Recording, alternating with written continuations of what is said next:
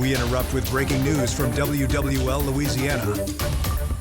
Well, that breaking news, New Orleans Mayor LaToya Cantrell has pled not guilty in the federal case against her. Today's arraignment comes after an indictment last month. WWL Louisiana Chief Investigator David Hammer and reporter Amelia Strahan, they have been following Cantrell's case very closely, both of them at the courthouse right now. But we want to begin with investigator Mike Pearlstein joining me on set right now. We said that this was a historic indictment, the first sitting mayor in the city's 300-year history to be indicted for federal charges. And now the case begins with this first appearance and arraignment.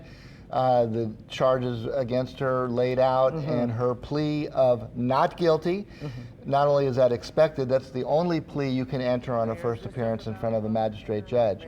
What was interesting were the bond conditions. She's free on a signature bond, her own recognizance, also as expected. Maybe not so expected is that they have restricted her travel and are forcing her to surrender her passport. That is quite significant given the duties as a mayor could involve foreign travel outside of the United States. We've seen her take advantage of that on many occasions. Yeah, her foreign travel has always been the subject of controversy, whether it was going overseas to sister cities or whether it was just leaving the state even to go to places like mayor's conferences as well. Right, and you know, we'll wait to hear from David Hammer and Amelia at the courthouse.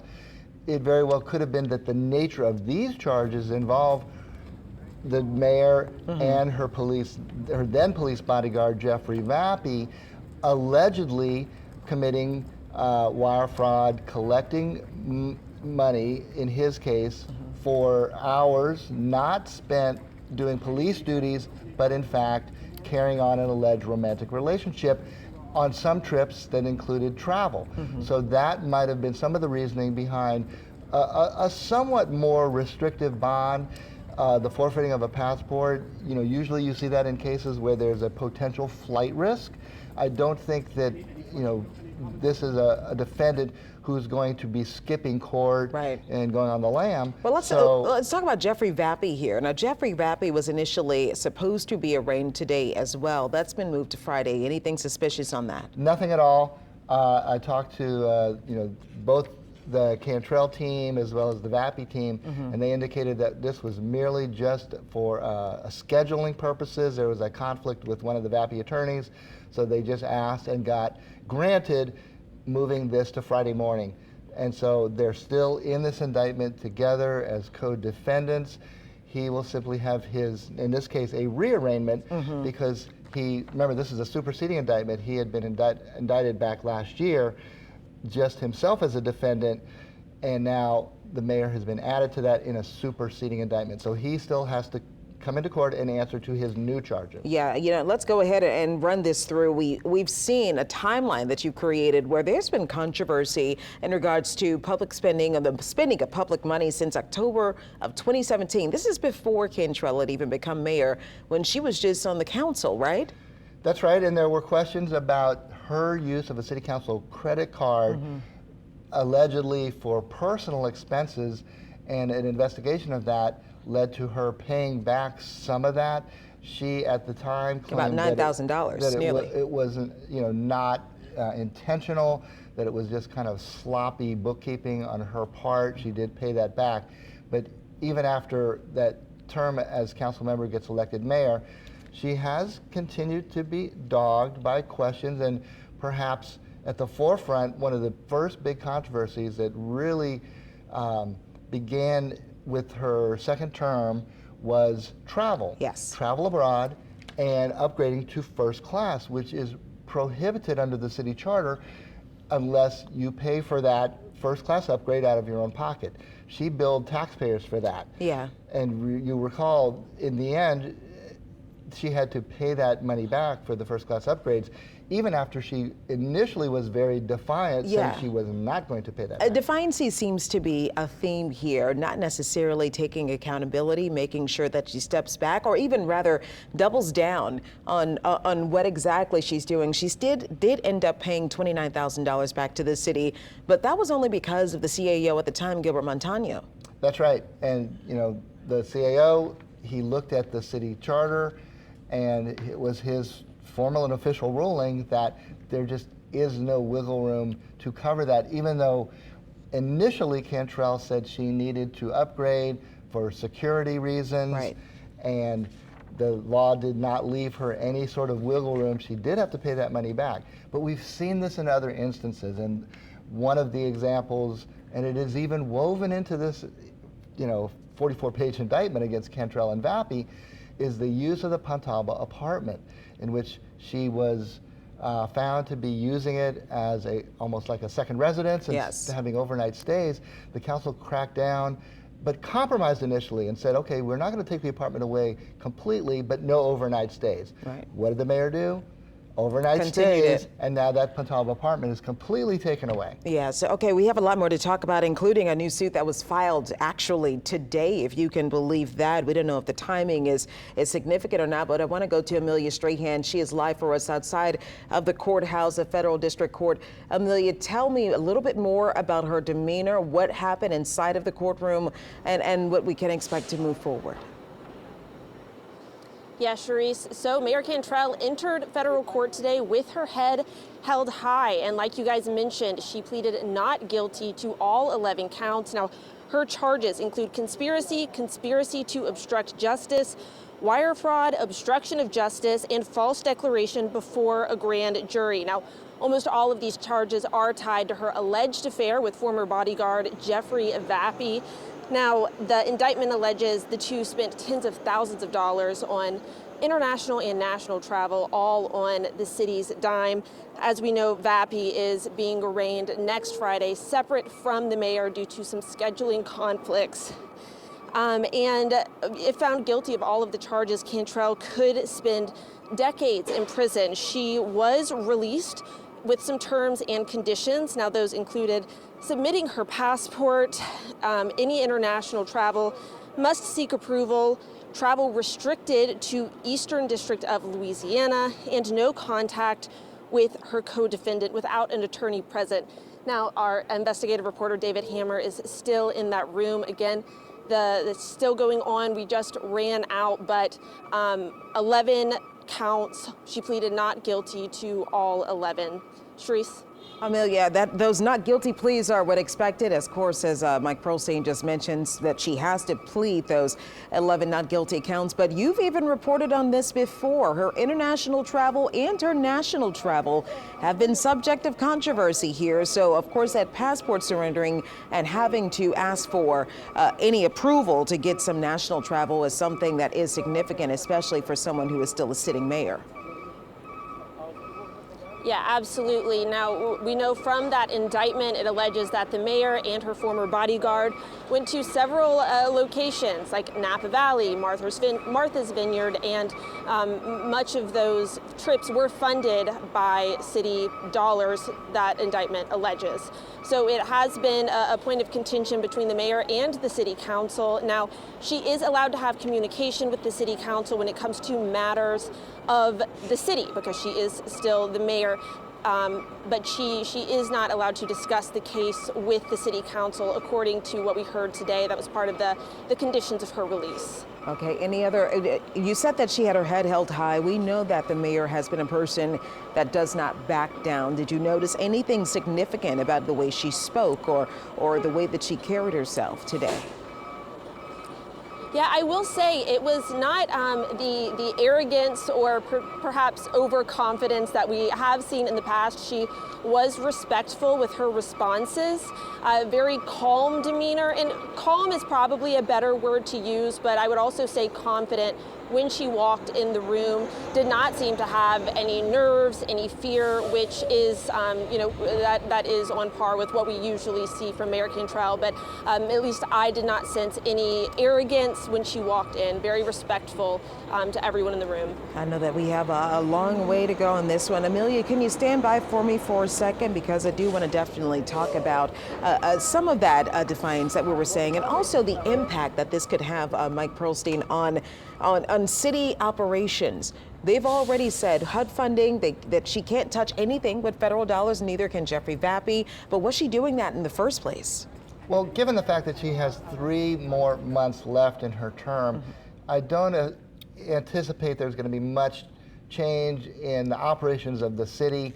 She, even in the case of the HUD contracts, Housing and Urban Development, which is federal, she says, and the administration says, that most of those contracts are signed by the CAO and not the mayor. So it doesn't look like her personal signature would be needed to, carry on the work, in this case of Hannah, which receives, HUD financing. Yeah. Other areas still yet to be seen. I think the most significant takeaway here is the restriction of travel. It does sound like when you surrender a passport, that means no foreign travel. Right. That means she is not crossing any borders, and who knows what international trips might have been on the calendar in these remaining 3 months of her term. She certainly has traveled frequently. Now, out-of-state travel, in fact, beyond just the Eastern District of Louisiana. And Eastern District doesn't even include Baton Rouge. Right. There's routine business in Baton Rouge, maybe other parts of the state, for which she has to get express permission from pretrial services to go on those trips. And for a mayor who obviously travels frequently, that is a fairly restrictive measure as a condition of this bond. And we'll have to ask the attorneys what they think. But it seems like because the indictment itself revolves around travel and alleged misuse of taxpayer dollars regarding travel, that is probably one of the reasons behind that restriction. It's much more significant. And at one point, there was a contentious battle between city council and the mayor in trying to restrict her travel, especially with all of the issues that the city of New Orleans is facing. Now, we're adding insult to injury here today. The former head of New Orleans Office of Workforce Development, that's Sune Villavaso, she filed a federal lawsuit against the city, alleging that she was fired after reporting payroll fraud and the misuse of federal relief funds within Mayor LaToya Cantrell's administration. So we have this lawsuit that just came down right here just today. So we don't necessarily know, obviously, just to clear this up, this is not in connection to today's indictment. No, this is completely separate, but obviously this is not good news for what we can safely call an embattled mayor. Now facing an 11-count federal indictment. Here is a separate, you could term it as a whistleblower lawsuit. I believe our colleague, Chief Investigator David Hammer, was the first to break this story Right. Before this lawsuit was ever filed, wrongful termination claims, and now we see it in the form of a federal civil lawsuit. Right. All right. So, I mean, she has a lot that's ahead of her. And still, again, 3 months left as mayor of the city of New Orleans. And obviously, October 14th, there will be another mayor that is taking her place. Because of all of the history of controversies, we have seen some changes in how mayorship will be handled in the city of New Orleans. For instance, you talked about the Puntaba not necessarily going to the mayor anymore. What other changes are we seeing moving forward so that these alleged abuses don't happen anymore? Well, it's been kind of a mixed bag. The council did take away the Puntaba from use by not just this mayor, but any future mayor. And, now everyone's out of the Puntaba while they do some renovations to the roof there. But on the travel, remember the council tried not once, but twice to restrict mayoral travel. That was under the guise of a declared budget crisis by the administration and Mayor Cantrell. And that ultimately went to court, and the council lost. And the restrictions that they tried to impose, not just on the mayor but other city employees, that was shot down in court. So that remains for once again, whoever's next in the mayor's office. Right, so they have to take on some of these things, and we're getting a look right now. This was, actually, I believe that this is live right now. We're seeing everybody run in the same direction because, if I'm not mistaken, Mayor Cantrell was seen leaving the courthouse. Obviously swarmed by media. We haven't seen her just yet. The attorneys have left the courthouse, rather. Let's go through some of the summary of the indictment. They're jointly charged: conspiracy to commit wire fraud, conspiracy to obstruct justice, 6 counts of wire fraud. This one is just Cantrell. 1 count of obstruction of justice and 2 counts of making false declarations before a grand jury, while also Vappie faces 12 additional counts of wire fraud, and 1 count of making a false statement to the FBI. How are we thinking about what these counts will lead to? We heard Amelia Strahan say a little bit earlier that there could be some potential jail time. Do you think that is a possibility for either of these 2? Oh, there's absolutely no doubt that these charges, if everyone here, let's just say, hypothetically, is convicted as charged, these absolutely carry under federal sentencing guidelines prison time. And the prison time it's a detailed calculation based on the dollar amount involved, the charges, in the conviction. And two of the most serious are conspiracy. That didn't exist in the first indictment, which was just Jeffrey Vappie. He had 8 counts, 7 were wire fraud for fudging timesheets, claiming he was doing police duties when he was allegedly carrying on a personal relationship with the mayor. 1 count of lying to the FBI, which is max 6 months. So he wasn't, and the dollar amount on the alleged fraud there was, I think, $7,200. So it was not a substantial amount that would have been a big threat of serious prison time. However, now they've upped the dollar amount to more than $70,000 that the government claims was defrauded from the city of New Orleans for Vappie's travel. Right. The counts on the mayor, and this is an interesting, legal point, but it could actually change the sentencing guidelines for her. The counts on her are aiding and abetting. Right. Aiding and abetting Vappie's alleged wire fraud. The two most serious charges are conspiracy. Number 1, conspiracy to commit the fraud, and conspiracy to obstruct justice. Those can carry up to 20 years, depending on the underlying offenses. So, no, this is a very serious set of federal felony allegations, and you can even see from the demeanor of the mayor, I think, called the magistrate judge, Your Honor. This is being taken with utmost seriousness, as it should be. As it should be. All right, Mike, just 1 second. We want to go back out on the field to Chief Investigator David Hammer. He was inside of the courtroom when the mayor made that not guilty plea to all 11 counts. Also, David, you and Mike have been covering this from the very beginning. Can you tell us a little bit more about what we expect to happen today? Yeah, Charisse, I mean, Mike makes a really good point here. This is extremely serious, and the mayor showed it when I was walking in, asking her questions as she was walking in through a phalanx of reporters. She was extremely serious. She didn't say anything, but she was not smiling or anything like that. She wasn't her usual kind of gregarious, engaging personality. And she stood there in the court and was very, formal, and said that she pleads not guilty to all counts. And to the point that Mike was making about how serious these charges are, they ran down the possible jail time, prison time for each of these charges if she's convicted, a maximum of 5 years on the first count, 20-year maximum on several other charges, and another 5 years maximum on the last 2 charges out of the 11 that she's facing. So these could be serious prison time.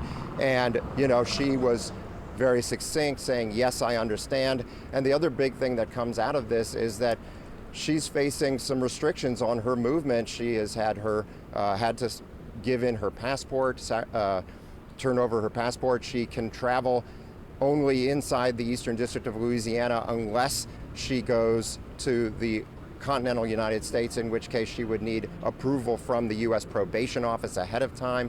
So these are some serious restrictions, but she is released on her own recognizance, no bond necessary. Now, I want to bring in Matt Chester. He's a defense attorney, and he is a former federal prosecutor who actually prosecuted the last time that a mayor of New Orleans was charged and convicted, former Mayor Ray Nagin.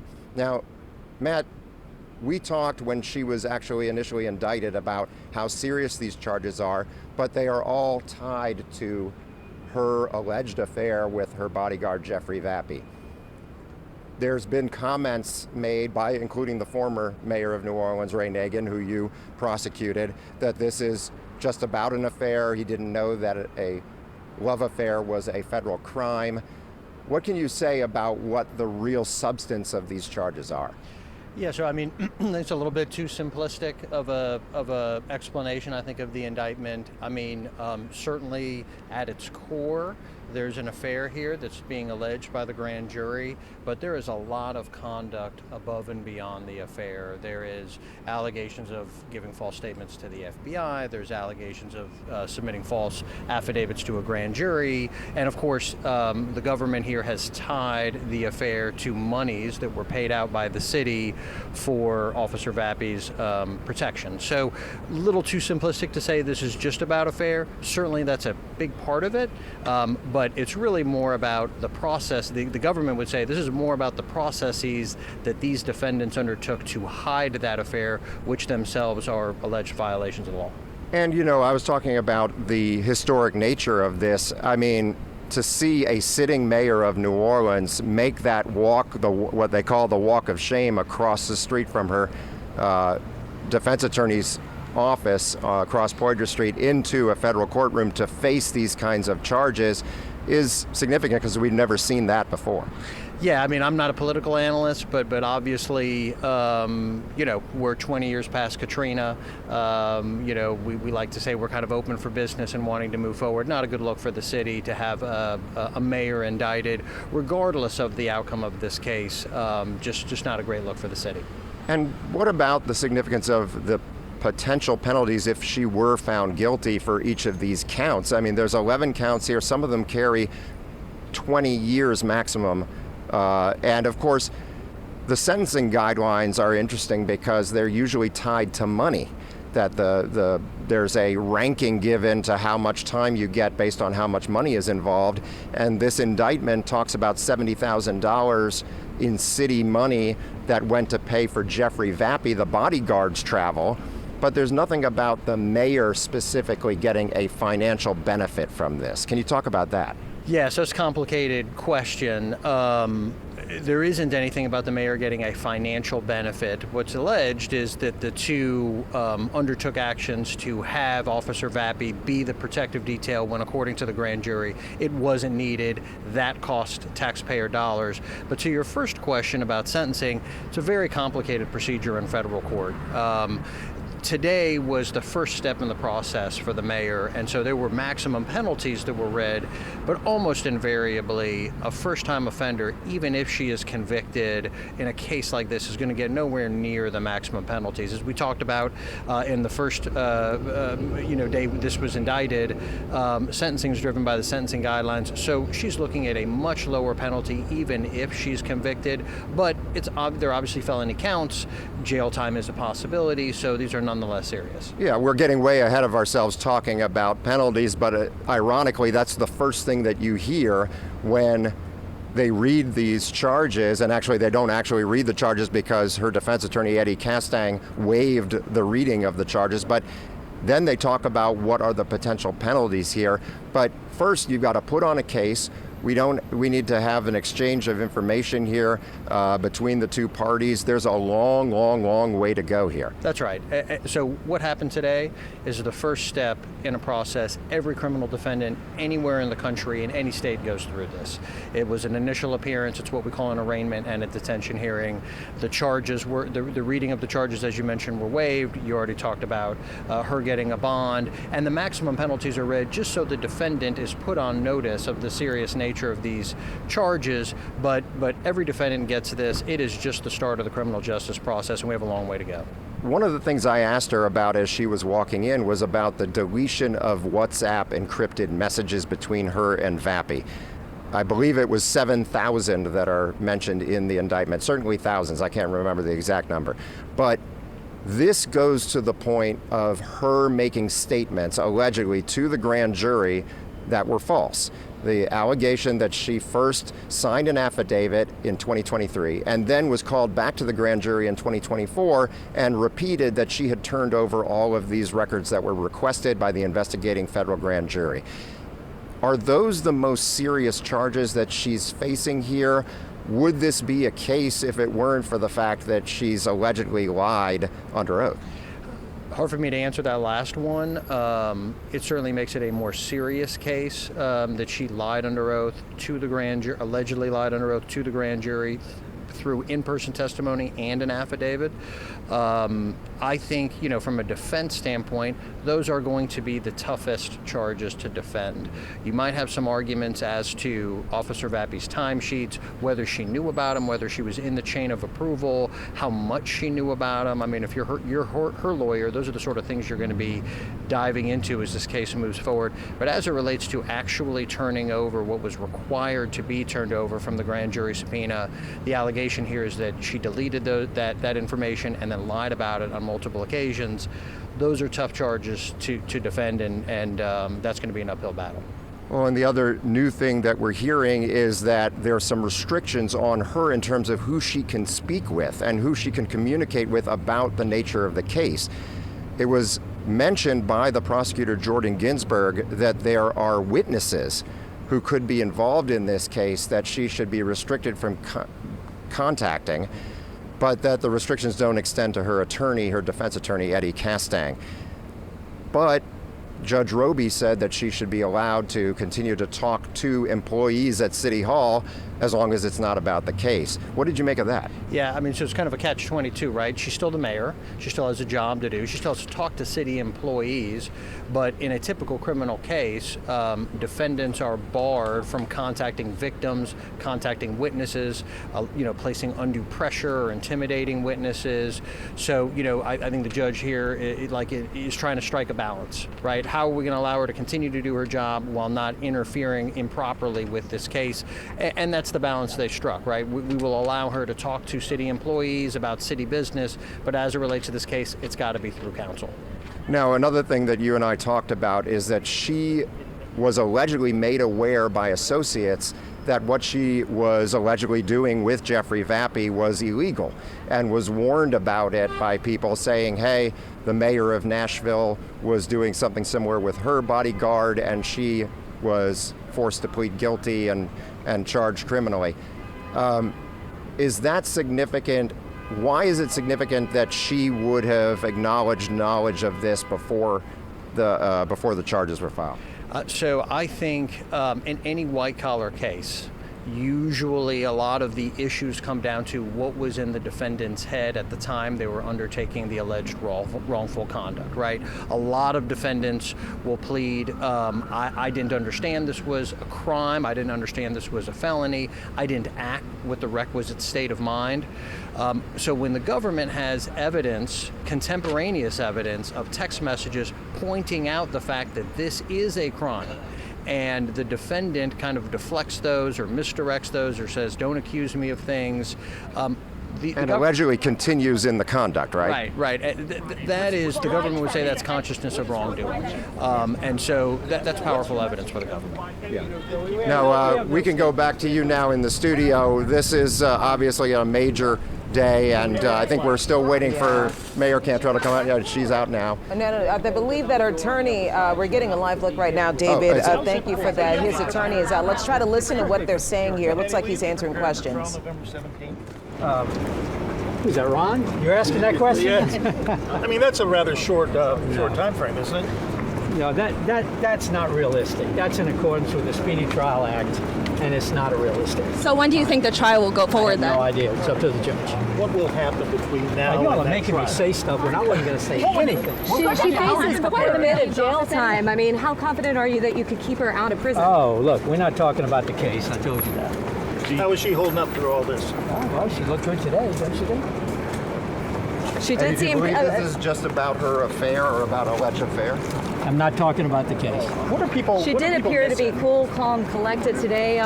Tell us about her mental state.